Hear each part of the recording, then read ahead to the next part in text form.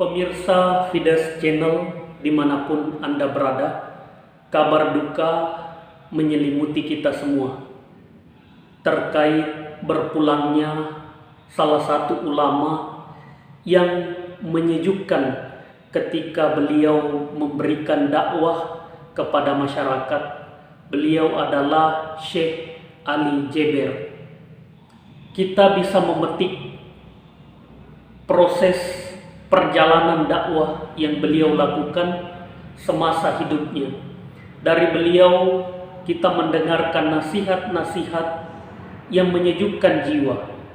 Bagaimana beliau berkisah ketika mengalami satu insiden di Lampung yang mungkin teman-teman sudah tahu, bahwa beliau menunjukkan satu sikap yang saya kira menunjukkan satu keteladanan, bahwa beliau betul-betul seorang ulama yang bisa menyejukkan ketika beliau menyampaikan dakwah-dakwanya. Kita berharap di tengah kondisi pandemi ini ulama-ulama bisa mencontoh beliau. Beliau telah kembali ke pangkuan ilahi. Kita mungkin teringat dengan ketika beliau tampil di salah satu stasiun TV menyampaikan tentang waktu, bahwa kita di dalam proses kehidupan di dunia ini tentu ada namanya kematian yang akan kita alami, bahwa di dalam Al-Quran sekalipun itu memberikan satu penjelasan bahwa setiap yang hidup, setiap yang bernyawa pasti mengalami yang namanya kematian. Tentu kondisi ini kita menyampaikan duka, kita mengalami duka yang mendalam. Beliau adalah sosok yang saya kira memberikan perhatian besar bagaimana membangun generasi Qurani di Indonesia. Beliau wujudkan misalnya dengan mendorong betul-betul lahirnya para penghafal Al-Quran, hafizah. Ini saya kira menjadi hal yang perlu kita lanjutkan, perlu kita budayakan tentunya pada satu sisi, bahwa perjuangan seorang ulama yang memang betul-betul mewakafkan dirinya untuk mengembangkan dakwah yang memang rahmatan lil alamin. Saudara-saudara, teman-teman Fides Channel sekalian dimanapun Anda berada, kami sebetulnya dari pihak Fides Channel merekam dan membuat konten ini itu ditujukan kepada beliau untuk kita memetik atau mengambil pelajaran dari proses perjalanan hidup beliau. Beliau adalah seorang yang lahir di Madinah, Syekh Ali Jeber, kemudian hijrah ke Indonesia melakukan dakwah yang memang memberikan nuansa tersendiri pada satu sisi. Beliau juga pernah bercerita bagaimana kecintaan beliau ke Indonesia, bahkan mungkin salah satu kakek beliau juga atau keluarga beliau itu berjuang juga pada masa penjajahan Jepang di Lombok, dan beliau juga hadir di Indonesia juga telah memberikan nuansa yang tersendiri, melanjutkan perjuangan para ulama-ulama terdahulu. Mungkin ini agak istilahnya berbeda dengan ulama yang masa lalu di Indonesia. Ulama-ulama Nusantara dulu pergi ke Mekah menuntut ilmu, kemudian menjadi guru di sana, menjadi imam Masjidil Haram misalnya. Beberapa ulama-ulama Nusantara itu saya kira juga pernah disebut oleh Syekh Ali Jeber terkait ulama-ulama Nusantara di masa lalu yang juga berperan di Mekah Al-Mukarramah seperti Syekh Al-Bantani, Syekh Banjari misalnya, dengan syekh-syekh yang lain misalnya, ulama-ulama asal Nusantara yang memang memberikan kontribusi juga yang besar kepada Islam.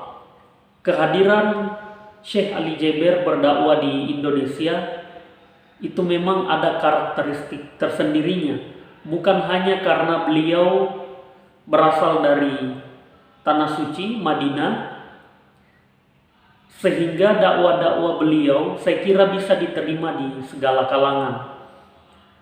Beliau juga menyampaikan dakwahnya dengan penuh sopan santun, dengan penuh keramahan, yang memang betul-betul memberikan nuansa Islam yang menyejukkan. Saya kira ulama-ulama kekinian, ulama-ulama hari ini perlu meniru apa yang dilakukan oleh mendiang Syekh Ali Jeber ketika melakukan proses dakwah-dakwah, sehingga dakwah yang menyejukkan umat tentu akan mencerdaskan.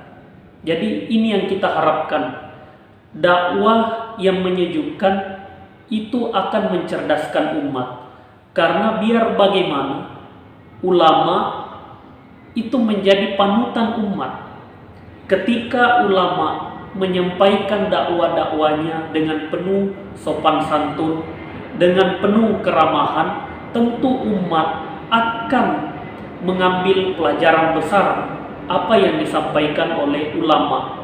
Kita tentu di Indonesia, kalau kita mencermati secara sosiologis, bahwa masyarakat Indonesia atau umat Islam pada umumnya di Indonesia memiliki penghormatan yang luar biasa kepada ulama, tokoh-tokoh agama, sehingga ucapan, tindakan pasti akan diikuti oleh umat, pasti diikuti oleh masyarakat.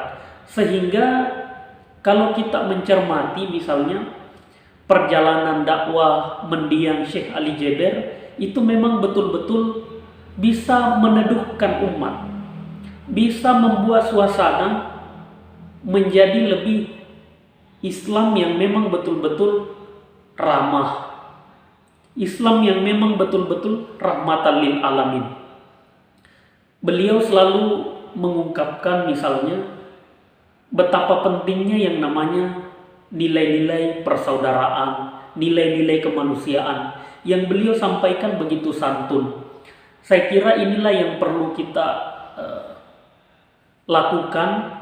Kita sebagai umat Islam di Indonesia perlu mencontoh, perlu melanjutkan ajaran-ajaran ataupun dakwah-dakwah, cara-cara dakwah beliau kepada masyarakat, sehingga dakwah yang menyejukkan inilah yang diharapkan menjadi budaya para ulama, para dai, para daiyah ketika menyampaikan pesan-pesan moral keagamaan.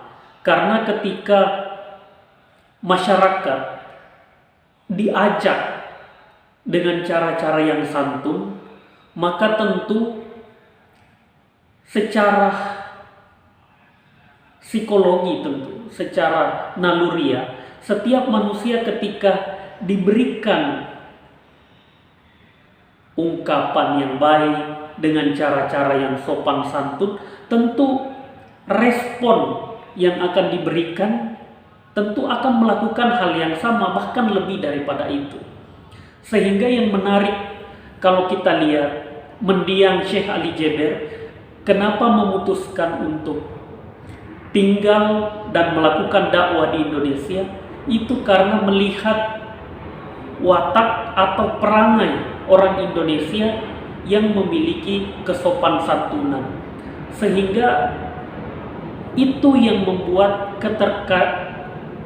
ketertarikan Syekh Ali Jeber untuk melakukan dakwah di Indonesia. Ketertarikan itulah yang membuat beliau mau meninggalkan tanah suci dan melakukan proses dakwah di Indonesia. Saya kira pesan yang sangat luar biasa yang senantiasa beliau sampaikan. Beliau juga seorang hafiz tentunya, dan melakukan regenerasi, menyiapkan generasi Indonesia untuk pada satu sisi menjadi hafiz dan hafizah. Tentu ini yang harus kita teladani dari beliau. Saya kira semua kita di bangsa Indonesia, semua elemen merasakan hal yang sama, merasakan kesedihan, kehilangan, karena biar bagaimana beliau salah satu ulama, pendakwah, dai yang seringkali tampil di stasiun TV, dan juga banyak ceramah-ceramah yang beliau lakukan di berbagai daerah, sehingga kepergian beliau, apalagi di tengah kondisi pandemi ini, saya kira membuat kita pada satu sisi kehilangan, terpukul berat. Sehingga kalau kita melihat beberapa grup Facebook, Twitter, Instagram, sampai grup WhatsApp, itu juga banyak mengungkapkan dan memberikan turut berbelasungkawa atas meninggalnya beliau. Saya kira apa yang beliau lakukan di selama hidupnya melakukan dakwah di Indonesia, itulah yang perlu kita teladani. Kami mewakili teman-teman Fides Channel, baik Fides Channel YouTube maupun fideschannel.com website, mengucapkan bela sungkawa kepada keluarga beliau. Sekaligus kami mengajak kepada semua pemirsa Fides Channel untuk kita mengirimkan Al-Fatihah kepada beliau. Baik, sekian yang bisa kami berikan respon atas kepergian beliau. Saya kira sebagai penutup kami ingin menyampaikan kepada semua kalangan bahwa beliau adalah seorang pendakwah yang santun. Beliau senantiasa menyampaikan dakwanya yang menyejukkan sehingga umat bisa meneladani itu semua. Sekian, salam Fides Channel.